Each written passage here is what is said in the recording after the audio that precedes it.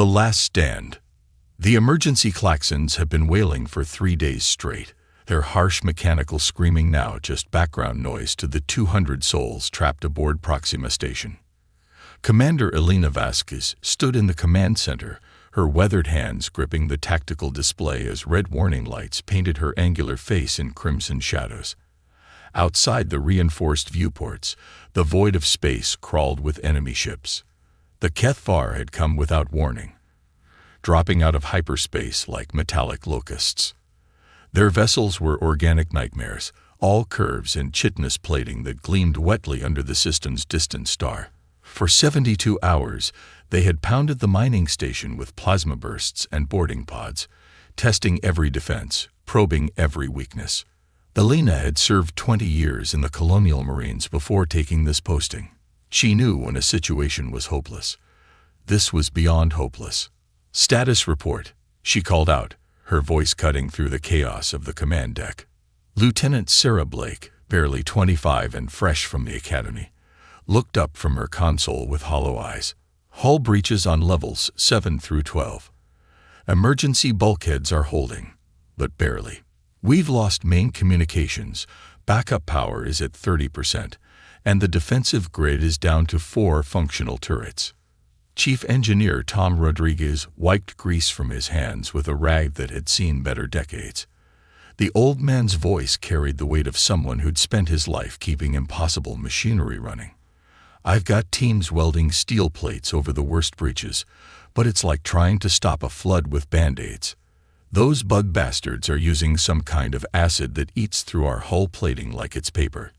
Elena nodded grimly. She'd expected as much. The Kethvar were methodical hunters. They would continue their siege until the station's defenses crumbled completely, then move in for the kill. Standard doctrine would be to evacuate, but the enemy had jammed all communications and destroyed the station's few escape pods in the opening minutes of the attack. Dr. Marcus Chen burst through the command center doors, his lab coat singed and his usually pristine hair disheveled. The xenorchaeologist clutched a data pad to his chest like a lifeline, his eyes bright with the manic energy of someone who'd just made an impossible discovery. "Commander," he gasped, struggling to catch his breath. "I found something. Down in the deep excavation sites, below the mining operations. It's not human technology, and it's not Kethvar either. It's something else entirely." Elena turned from the display, one eyebrow raised. "Doctor, unless you found a way to call for help or blow these aliens back to their homeworld, I don't have time for archaeological discoveries." Chen shook his head violently. "No, you don't understand. This could be exactly what we need. The miners broke through into a chamber 3 days ago, just before the attack. There's a structure down there, some kind of beacon or communication device. It's ancient, probably older than human civilization, but it's still active." The command deck fell silent except for the distant rumble of weapons fire and the groaning of stressed metal. Elena studied the scientist's face, looking for any sign of madness or desperation that might make his claims unreliable. What she saw instead was the careful excitement of a man who'd spent his career studying the impossible. "Show me," she said. The journey to the deep levels took them through corridors that reeked of plasma scoring and fear sweat. Emergency lighting cast everything in stark red shadows, and more than once they had to detour around sections where the Kethvar boarding parties had carved through bulkheads with their bioweapons. Rodriguez had jury-rigged defensive positions at key choke points, turning mining lasers and cargo haulers into improvised weapons. Elena felt a surge of pride watching her people adapt and survive. Miners who'd never held anything more dangerous than a rock cutter were now laying ambushes with jury-rigged explosives. Station engineers had turned the asteroid processing facility into a fortress, using the massive ore crushers as cover while they fired mining charges at alien boarding parties. This was what made humans dangerous, Elena reflected. Not their technology, not their weapons, but their absolute refusal to lie down and die quietly. They'd reached the excavation site after 20 minutes of careful movement through damaged corridors. The deep mining operation had carved into the asteroid's core, following rare mineral veins that had made Proxima Station profitable despite its remote location.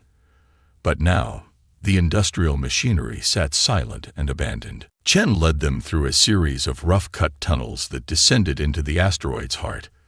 The air grew colder as they went deeper, and Alina could feel the weight of rock above them like a physical presence. Finally, they emerged into a vast cavern that definitely hadn't been carved by human tools.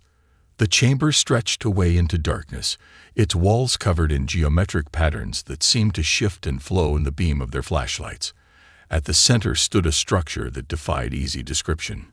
It rose from the cavern floor like a twisted spire of crystalline metal, its surface covered in symbols that pulsed with soft blue light. "My God," Blake whispered, her voice echoing in the vast space. "How long has this been here?" Chen approached the structure with the reverence of a man entering a cathedral. Based on the geological survey, this chamber predates the asteroid's capture by this system. We're looking at technology that's millions of years old, possibly from one of the first intelligent species in this galaxy. Alina circled the spire, studying its alien geometry. "And you think this is some kind of communication device?" "More than that," Chen said, pulling out a handheld scanner. "It's been monitoring local space traffic for millennia. I've managed to interface with some of its systems using quantum resonance patterns. It's cataloged every ship that's passed through this system, including detailed scans of their technology and biology." Rodriguez let out a low whistle. "Including human ships?" Chen nodded. "Including human ships. But here's the interesting part. It's also been sending periodic signals into deep space. I think it's part of a network, a galaxy-spanning communication system left behind by whatever civilization built it." The implications hit Alina like a physical blow. If Chen was right, if this device could send messages across interstellar distances, then maybe they weren't as alone as they thought. "Can you activate it?" she asked. "I think so. But there's a risk. If I'm wrong about its function, we could end up broadcasting our location to every hostile species in the galaxy. Or worse, we might wake up something that's been sleeping for millions of years." Alina looked around at her companions. Blake's young face was tight with fear but determined. Rodriguez just shrugged with the fatalistic calm of someone who'd been in tight spots before. Above them, the sounds of battle continued as her people fought and died against impossible odds. "Doctor," she said quietly, "we're already facing extinction. If this thing offers even a chance of survival, we have to take it." Chen nodded and approached the spire's base, where symbols glowed more brightly than elsewhere. He pulled out a collection of improvised interface devices, quantum computers cobbled together from mining equipment, and scientific instruments. For several tense minutes, he worked in silence while the others stood guard. The chamber began to change. The blue light grew brighter, and the geometric patterns on the walls started to pulse in rhythm with some vast, invisible heartbeat. The spire itself began to hum with barely audible harmonics that seemed to resonate in their bones. "It's working," Chen breathed. "The network is responding. I'm uploading everything. Our situation, our location, detailed scans of the Kethvar forces." "Who are you sending it to?" Alina asked. Chen looked up from his instruments, his face pale in the alien light. "I don't know. Whoever built this network, or whoever inherited it. All I can do is broadcast our need and hope someone out there is listening." The spire's hum grew louder, building to a crescendo that made their teeth ache. Then, suddenly, silence. The blue light faded to its previous dim glow, and the chamber returned to its ancient stillness. "Is that it?" Rodriguez asked. Chen checked his instruments. "The message has been sent. If anyone received it, and if they choose to respond, we should know soon." They made their way back to the command center through corridors that seemed even more damaged than before. The Kethvar were pressing their attack, and Alina could hear the distinctive whine of their bioweapons getting closer to the station's core sections. In the command center, the situation had deteriorated further. Blake's replacement at the tactical station looked up with desperate eyes. "Commander, they've breached the outer hull in 6 more locations. Defensive turrets 3 and 7 are offline. At current rate of deterioration, we have maybe 6 hours before they reach the civilian shelters." Elena nodded grimly. 6 hours to live. She'd had worse odds before, but not by much. Then Lieutenant Blake's console chirped with an incoming signal. She looked up, confusion clear on her face. "Commander, I'm reading something on long-range sensors. It's faint, but there's definitely something out there." Elena moved to the sensor station, studying the ghostly blip on the display.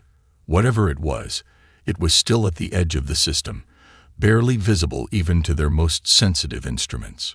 "Configuration doesn't match any known ship class," Blake reported. It's moving fast. Really fast. If these readings are correct, it'll be here in less than an hour."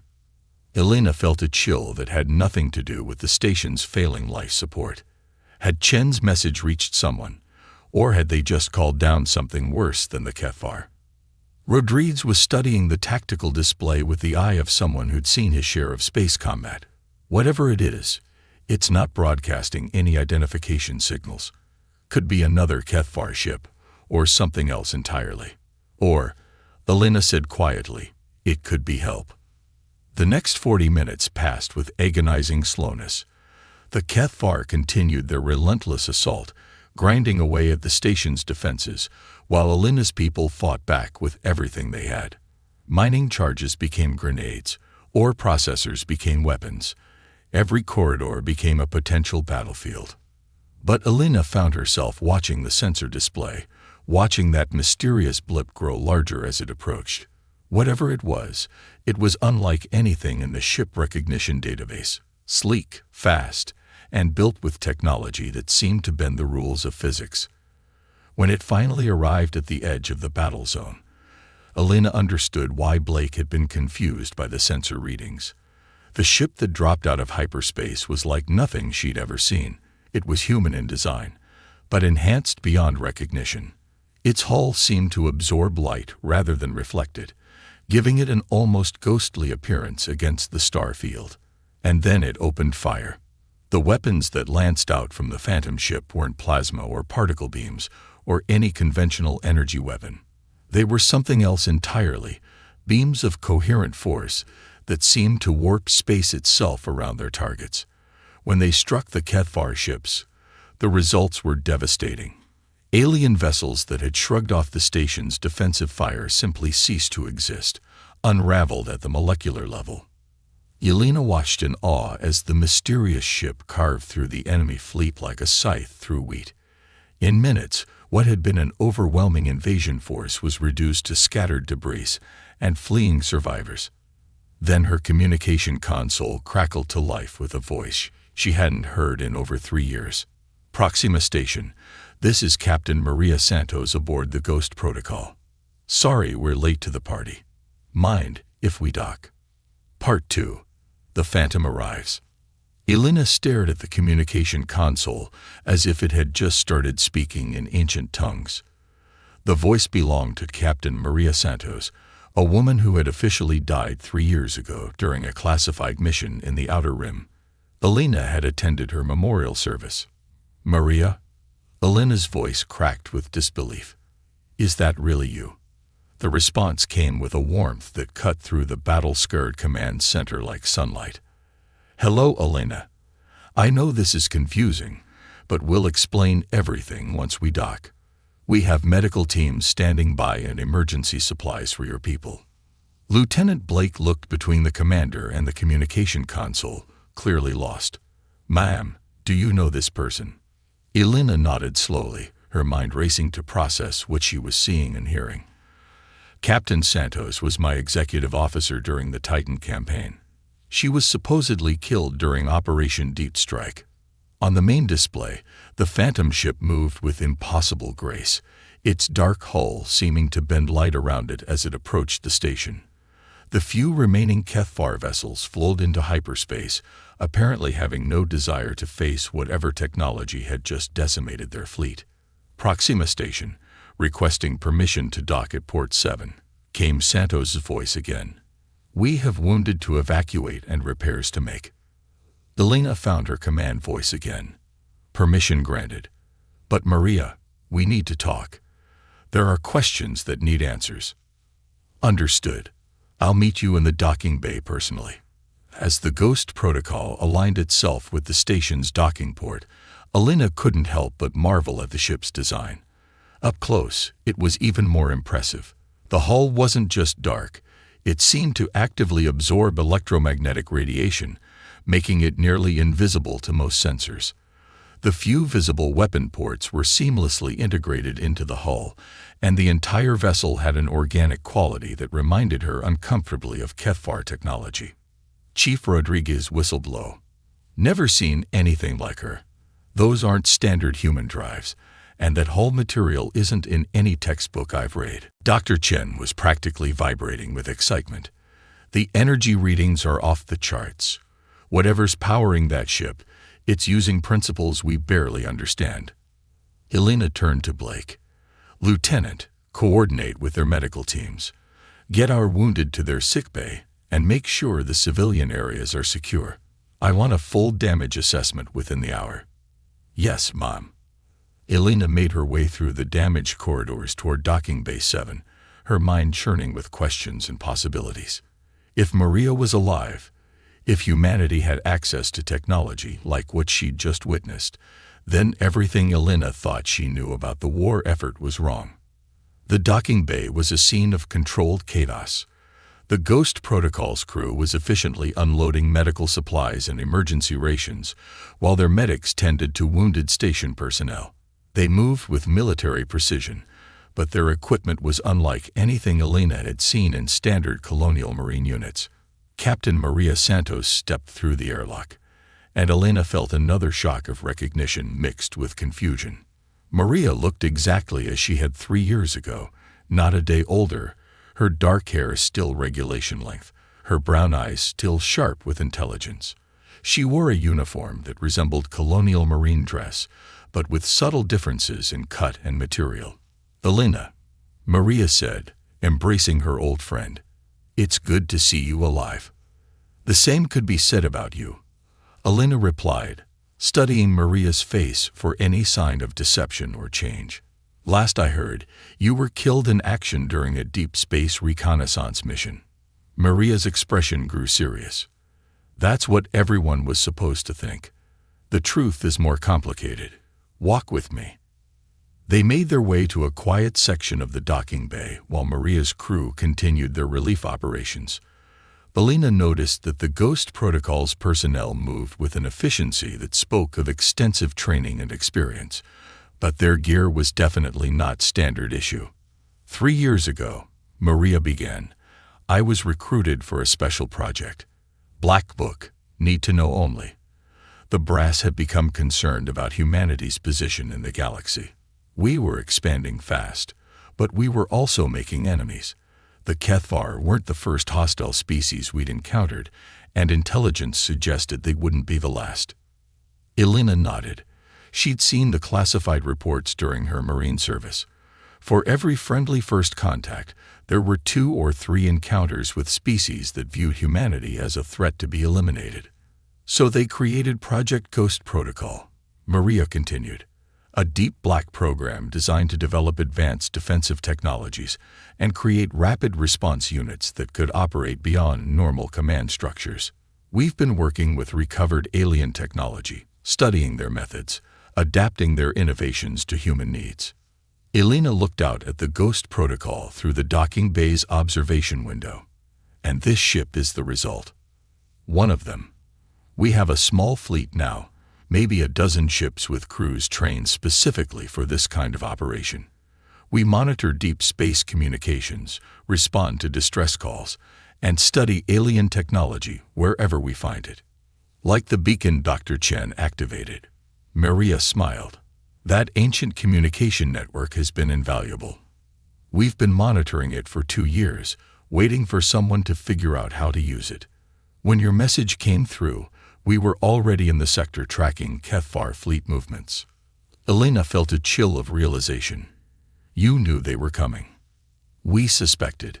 The Kethvar have been probing human space for months, testing our defenses, gathering intelligence. Proxima Station was an obvious target, isolated and lightly defended. What we didn't know was that someone had deliberately sabotaged your communications and fed your location to the enemy. The implications hit Elena like a physical blow. Someone set us up. Maria nodded grimly. Corporate espionage. We've been tracking unusual communications between certain elements of Proxima Mining Consortium and known Kethvar intermediaries. Someone in your parent company wanted this station to fail. Elena's jaw clenched. She'd suspected corporate politics were involved when their supply shipments had been delayed and their communication equipment had suffered mysterious failures, but this was beyond simple cost-cutting measures. They sacrificed 200 lives for what? Mining rights? Stock prices? Worse than that, Maria said. We believe they were trying to provoke a larger conflict. Some of the megacorporations have been positioning themselves to profit from a full-scale war with the Kethvar. Weapons contracts, reconstruction deals, territorial acquisitions. A successful defense of Proxima Station would have complicated their timeline. Elena stared out at the debris field that had been the Kethvar fleet. What happens now? Now we gather evidence, expose the conspiracy, and make sure the people responsible face justice.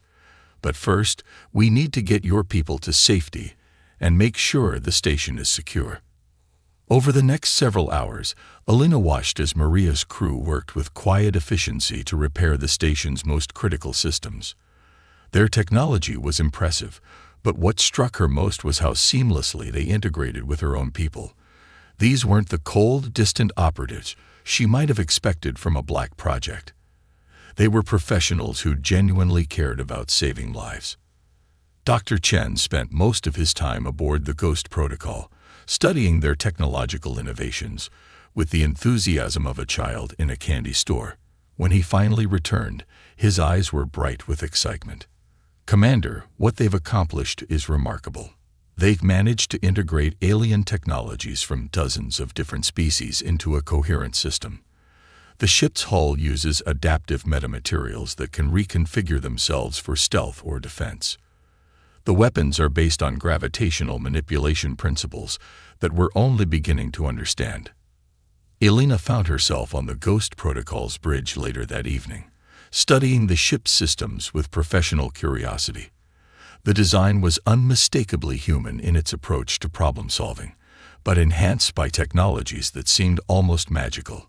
How many people know about this program? She asked Maria. Not many. The president, a few key members of Congress, maybe 50 people in the military and intelligence communities. We've had to stay small to maintain security.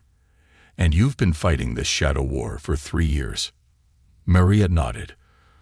Preventing incidents, gathering intelligence, protecting human colonies from threats they never knew existed. The Kethvar attack on Proxima Station was just the most visible example. Elena studied the tactical displays showing the positions of other Ghost Protocol ships throughout human space. What do you need from us? Evidence. Witnesses. Proof that Proxima Mining Consortium conspired with hostile aliens to destroy this station. And we need people we can trust to help expand the program. Elena understood immediately. You're recruiting. The galaxy is bigger and more dangerous than most people realize. Humanity needs protectors who can operate in the shadows, who can make the hard choices that official policy can't support. Your people proved today that they have what it takes. Elena looked around the bridge at Maria's crew. They came from different backgrounds, different services, but they shared a common dedication to protecting humanity from threats that most people couldn't even imagine. What about the survivors? The people who've seen what happened here? They'll be relocated if they choose, given new identities and opportunities within the program's support network. Or they can return to civilian life with certain memories carefully edited. Their choice. Elena considered the offer. After 20 years of military service, she'd thought her fighting days were behind her. But today had reminded her why she'd become a soldier in the first place. There were threats out there that required someone to stand watch, someone willing to make the ultimate sacrifice to protect the innocent. When do we start? Maria smiled.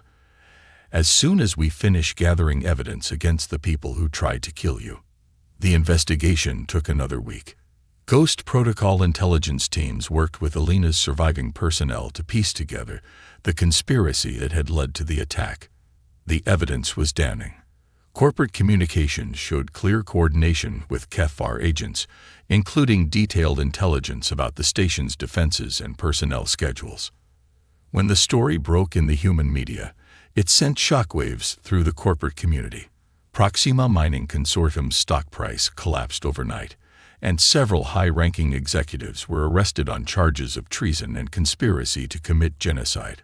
But for Elena and her people, the real story was just beginning.